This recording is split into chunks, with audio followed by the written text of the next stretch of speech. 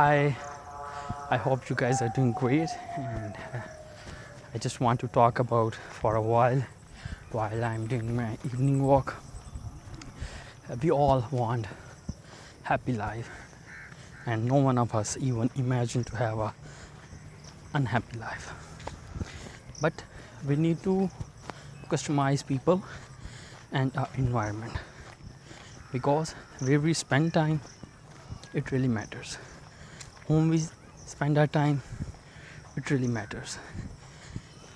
Because if you spend most of your time with sad people, listening to sad music, or spending time with negative people, these all things impact our life.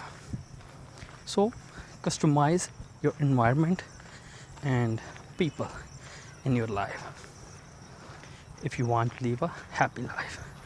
So you can consider these things, or you can say that these are a few steps to make our living happy and healthy.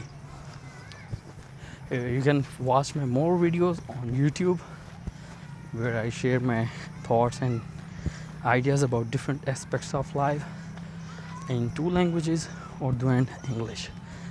And if you're watching my video on Instagram, you can find the link in my bio. And thanks for taking time to watch this video.